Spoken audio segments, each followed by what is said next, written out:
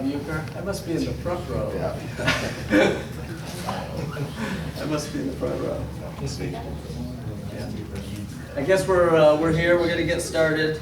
Thank you all for coming. I'm John Megopoulos, and I'm one of the sponsors of the event, and we have a few other men here that are co-sponsors, and it's totally private. We're not affiliated with any organization, no church, no entity, no weird libertarian group or anything like that. So we're sorry, Tom. Our purpose here is to have a talk, and promote ideas, or at least discuss ideas, and try to come to the truth together. So there is zero censorship here. By the way, just in case there are censors in the building, if someone could shut that door, that'd be great. We've managed to come to this hotel for 21 years now. I think we started in October of 2001, right here in this very room. Our first speaker was Otto Scott. That was back in the day. And since then, we've had, the card that we mail out is, I don't know if anybody, if you haven't got one of these cards, please fill out those slips at the front desk there so that we can mail you these in the future. These names and addresses are used only for these cards and nothing else. Nobody ever sees these. Half the time I can't even find where they are. No.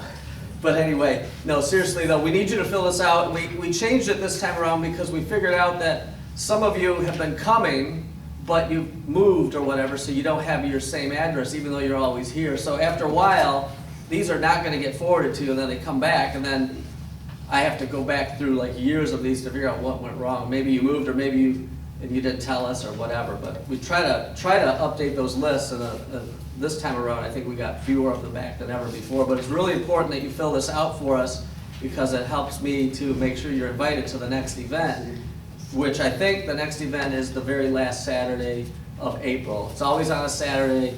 It's usually this time of year, and then late April, early May.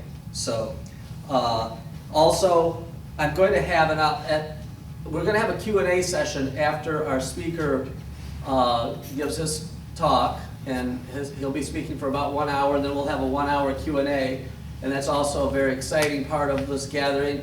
A lot of times people slip out and at the halfway point, but I strongly recommend you stay for the whole thing, because sometimes it can get pretty interesting in the second part of the Q&A session. Looks like our visiting Zionist is not here today, so we may not have as many fireworks as you. We do continuously invite the Zionist so that he can come here. Kind of like how they used to have the opposing point of view after President Reagan would speak. They'd have the Democrat give the opposing point of view. Then when Clinton got elected, there was no more opposing point of view anymore. So we had Clinton, Bush, Obama. There was no opposing view for any of those Democrats at all. Okay, I did not misspeak. Okay, so we have, I'm going to go over some things we have at the book table at the halfway point very briefly. We need your help to make it happen. The co-sponsors are just getting tighter and tighter with the wallet every single time, and so I'm left holding the bag. But this room back in the day, we used to get this room for $50, and now it's close to $500, including for everything they're doing. So, and then we've got to cover our guest flight and his hotel stay, and then the 20 postcards we mailed you. Why do we do that, by the way? Number one is just to bludgeon you, to remind you to come, and then also if you have extra cards, and you can share these cards with a friend, you can just hand it to someone, and then get them to come. We don't have a huge mailing list. We don't just mail out to anybody. The only people that get these cards are the people who have been here before. If you haven't been here, you don't get one, really. So over the years, over 20 years, if you've been here, you get one. So we built up a pretty large list, but at any given meeting, this is about how many people can make it, because everybody's, your schedule is tight as you prepare for, potentially World War III and your your stay at one of the camps that they have planned for you. So make sure you pack well, like your mom taught you. Okay, our speaker today is Mr. Sam DIXON, and he's a lawyer, but don't hold that against him, because we also have Kyle Bristol here is also a lawyer. We've never held that against him. He's a great lawyer, actually, both of them are, and they know each other. And our speaker is going to talk today on American-Russian relations, the war that's going on in the Ukraine, which is the USA versus Russia, which is basically Satan versus Christianity. Sorry to say, that's where we're at right now. Welcome to the United States of Satan. So, he speaks Russian. He's the only guy I've ever met in my life that's been to Siberia. He's an honorary American comrade of a small circle of white Russians. These are anti-communists.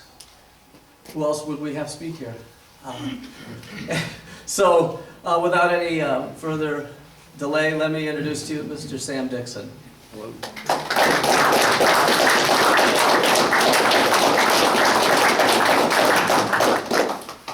Thank you. They say an expert is somebody who's 100 miles from home. I can't claim to be an expert.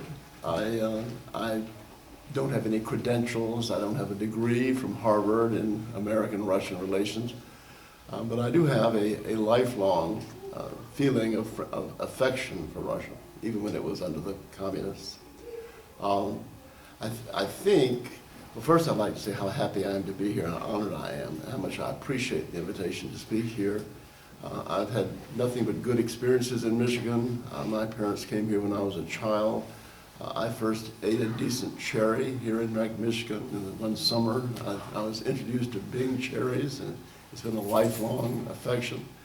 Michigan is basically, it's one territory inhabited by different nations, as is our country. And you have the nation of Detroit, and then you have the rest of Michigan. And they're very different creatures. I think a little bit about my connection with Russia. I was fascinated with Russia as a child. They had old Life magazines in the back of my elementary school classes. And I found myself drawn to the pictures of the Onion Dome churches, and I remember reading a long article about the martyrdom of the Tsar and his family. And I started I regarded Russians with great affection, even when they were communists, as the real Russian. And then when I was at elementary school, I began studying Russian, and then I was very, very fortunate to have as my tutor a wonderful, remarkable woman who was like a second mother to me, Natalia Alexeyevna Beklemishina.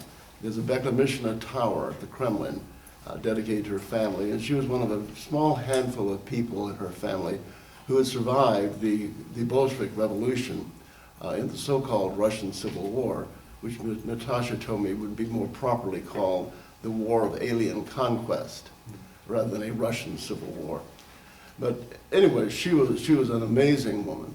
She had been with the White Armies as a nurse. She was evacuated from Vladivostok at the conclusion of the Civil War, and she married an American doctor and ended up in Atlanta. And through her, I got a glimpse of what our white Christian European world was like before the catastrophe of World War I, of what it was like when our world was ruled by genuine Christian aristocrats instead of what we have now. I know that there's a Russian Orthodox priest here. He will not like what I'm going to say, probably, but her first cousin became the patriarch of the Russian Orthodox Church under the communists, and she defended that against people who criticized the Russian church inside Russia. She said the whole country cannot emigrate. Someone has to maintain some semblance of Christianity. And she said the NKVD does infiltrate the Russian church, but she said the subversion works both ways. And she said our God will subvert the agents that they send and will turn them into real Russians.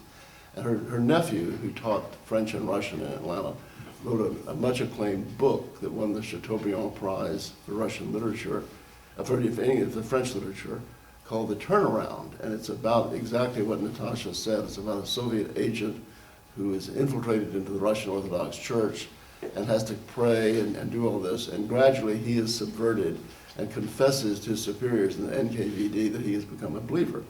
So anyway, I know a lot of Americans don't approve of the Russian Orthodox Church. I used to read things about how they were agents of the NKVD, but that was Natasha's attitude on it, and I think it was probably a correct attitude, although I stand ready to be corrected by our priest.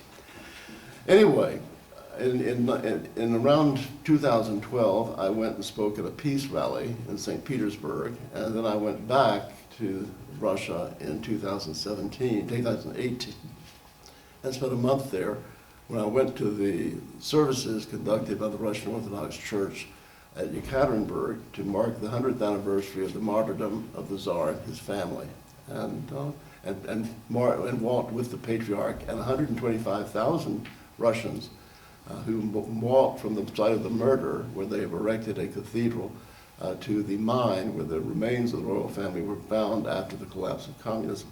So anyway, I can claim some familiarity with Russia, and certainly as an American, I can claim some familiarity with our own unfortunate country. My own family came here from Europe mostly before the revolution, and have played a small part in the history of our country. I think in order to analyze our relationship with Russia, it is first necessary for us to understand who we are. You cannot evaluate something unless you understand who you are.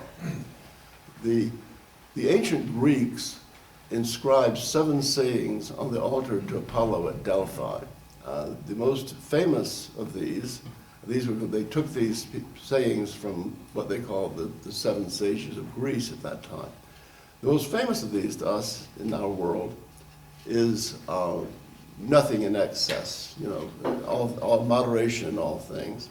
The next most well-known one is know thyself, which I'm told by people who know ancient Greek is not really a very good translation, that the actual meaning of it is know who you are. And knowing who you are is a much more profound thing than know thyself. It requires that you know who you are. You have to know your gender, which today has become difficult in our progressive America. But you have to know who you are in order to evaluate things. Who you are is everything. It's your gender, your race, your religion, your language, your literature, your social standing, your education. It's the whole package. And Americans don't really know who they are. We're told that we live in a country that is dedicated to a proposition. And unfortunately, that is true.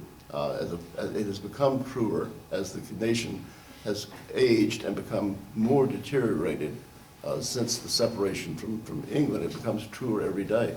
President Biden and others say that we are bound together by an ideal.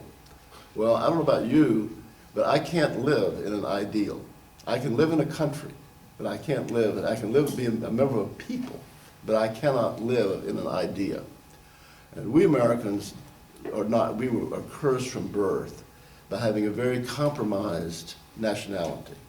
I think one of the lessons that life teaches us is that if you don't succeed at something, you look at somebody who does succeed and you find out what he does. If your neighbor grows roses and your roses don't grow, you go ask your neighbor what he does and you find out.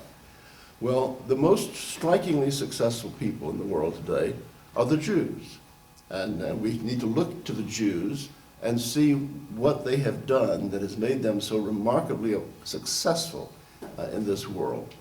And there was an interesting statement by a Jewish rabbi named Stephen Wise, who was kind of the boss Jew in America back in the 1920s and 30s. And he was warning Jews against becoming Americans, which Jews do. They never connect to the country in which they live. Their connection is purely superficial. But he said, we have been Jews for thousands of years. We have been Americans for 200 years. And we should look at it the same way. We have been members of a community for thousands of years, long before the discovery of the New World, long before the Declaration of Independence. We were members of a people.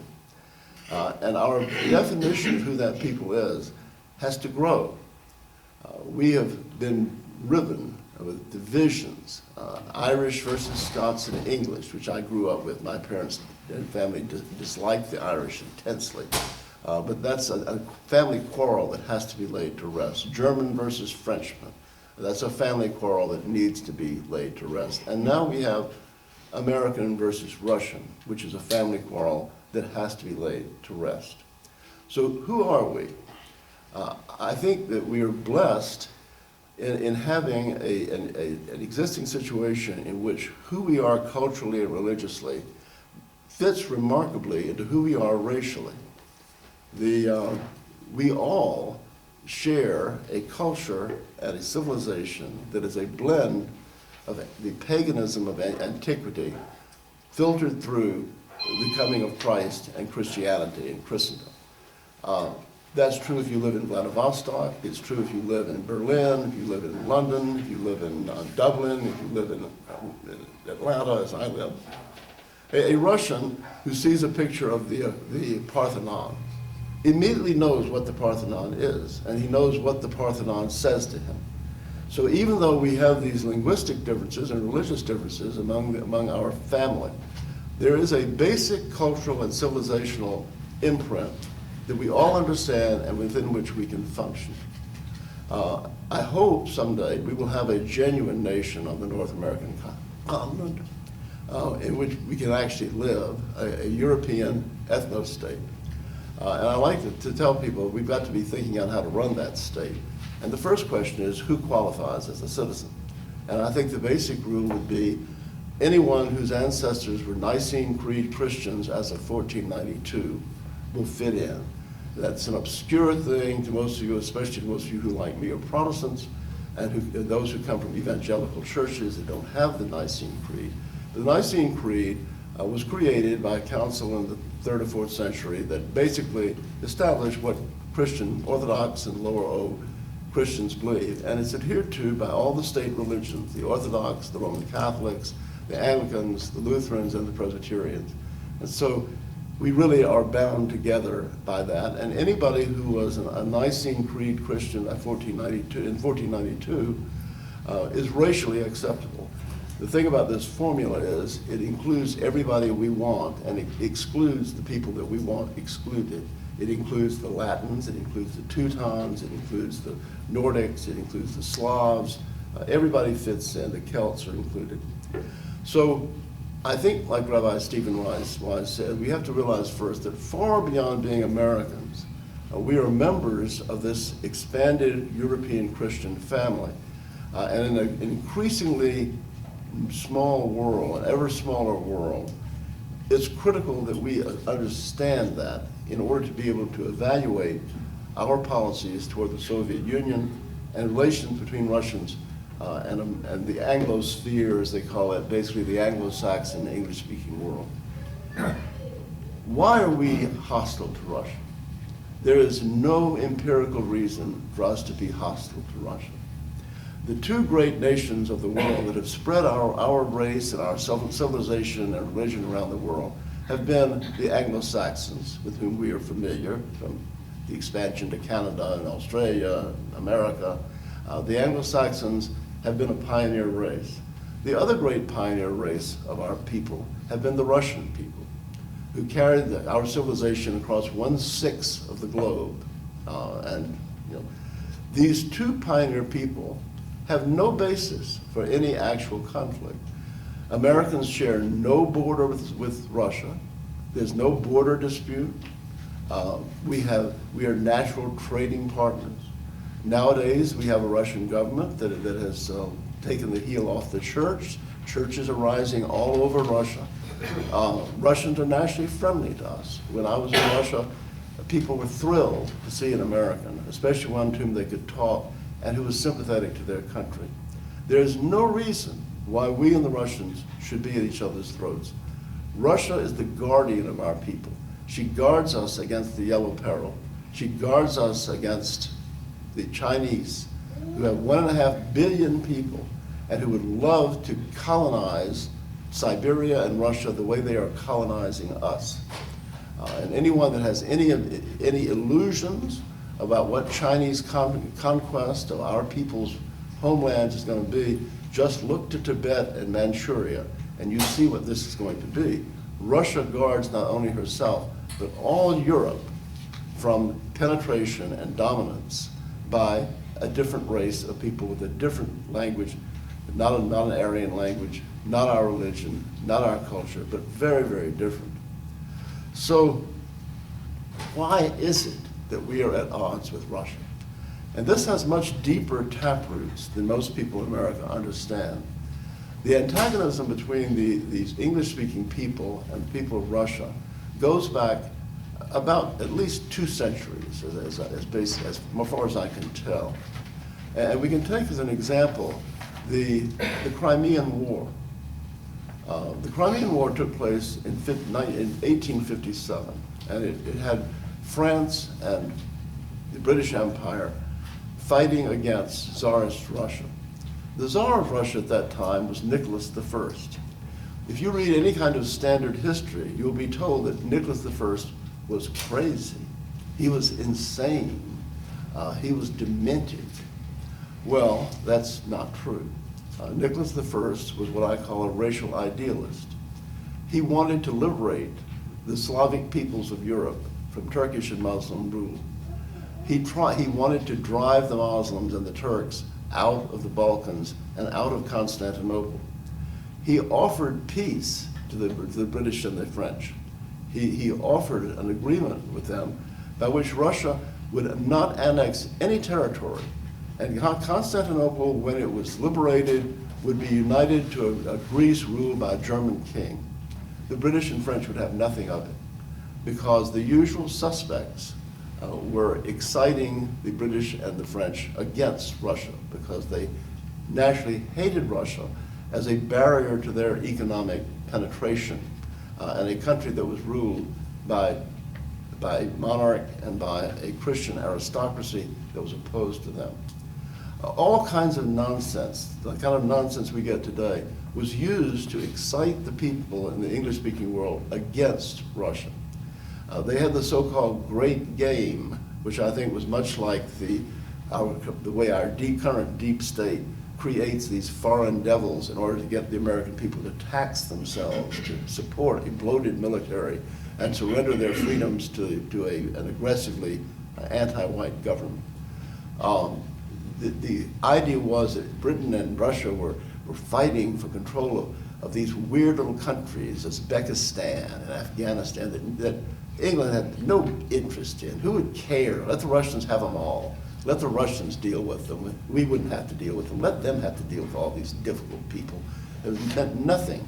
But that was portrayed to the people of Britain as, oh, the Russians are threatening us. They had religious lies. The Archbishop of Canterbury sent a message out to be read to the people of Britain in their churches, saying that Russian Orthodoxy was farther from Christianity than Islam, that Islam was closer to true Christianity, which is a total bunk, nonsense. You know, these are the people who have persecuted Christians all over the world, overrun Northern Africa, overrun Syria, overrun Anatolia. The history of Islam is written in blood. It is not a tolerant religion, as I think everybody in this room knows. That it's a lie when we're told that they're tolerant. But anyway, there was a very interesting book on the Crimean War by an author named Hugo, I guess it's pronounced Figues, F-I-G-U-E-S, called the Crimean War. And he's obviously somebody who is not on board with the system, because he says things that no system historian would ever say. And one of these is, he quotes a memo that one of the Tsar's ministers sent to him during the Crimean War.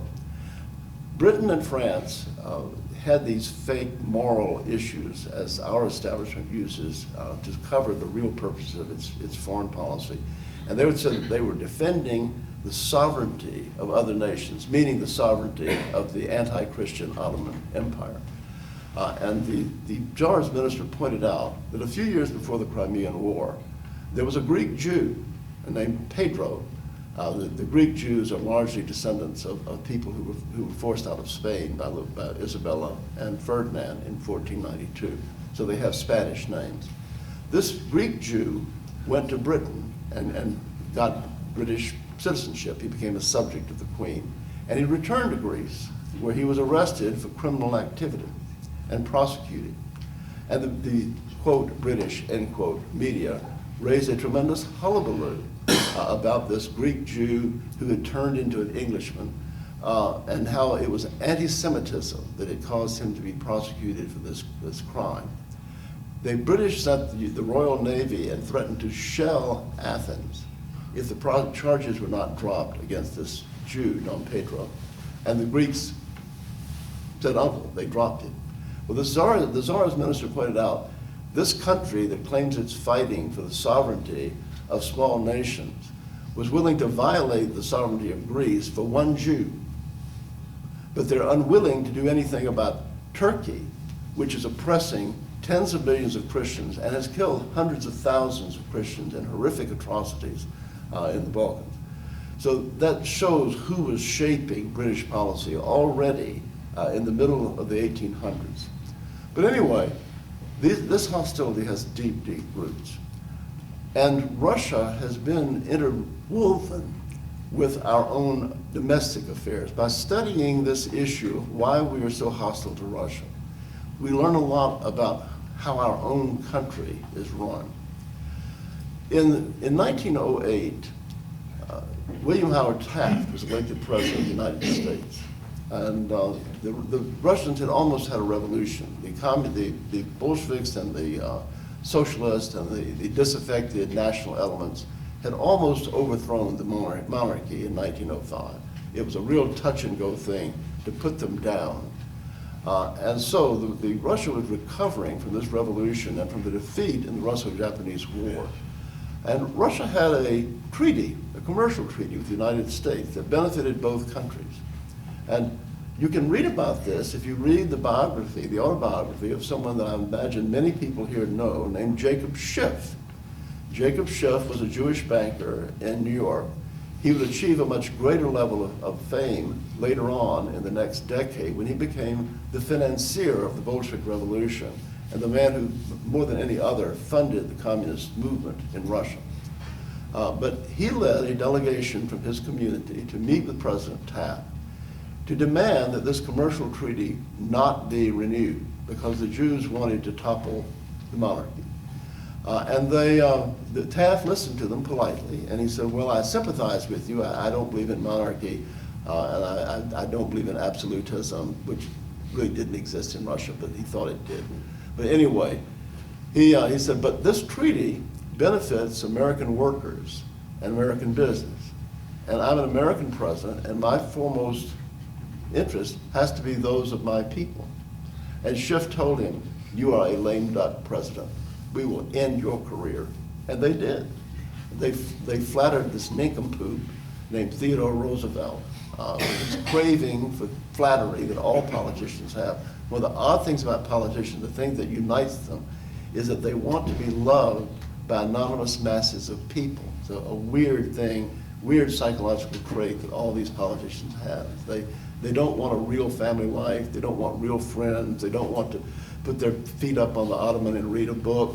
They want to go from one empty meeting to another, shaking hands with people they don't know and will never see again. But anyway, and they have a huge appetite for flattery. If you want to get a politician on your side, you can just pour the flattery out like a bottle of syrup over him. It's almost impossible to give them enough flattery in a democratic system, which is one reason why democratic systems don't work. You get the wrong kind of people running them. But anyway, they flattered Theodore Roosevelt, and they got him to run and split the Republican vote, and they put their patsy, Woodrow Wilson, in to run the country, and he ran it to the way they directed him to run it. But as far as I can tell, that is Taft's action in 1908 of refusing the demand that he not renew the commercial treaty is the last time that any American president ever put our interest ahead of theirs. And so, World War I came, this horrific Peloponnesian War of our own era. You can count, I'm so old I count that as part of my era. But anyway, the communists took over Russia in a coup. They overthrew, the Tsar abdicated, they overthrew the government, the provisional government, which was run by this elected parliament that they had called the Duma. And there ensued this horrific civil war funded by people like Jacob Schiff in New York. Now, most of the members of the Soviet, the Supreme Soviet in St. Petersburg, in 1917, when the revolution broke out, were living in New York City. They had a whole boatload of them was put together and shipped from New York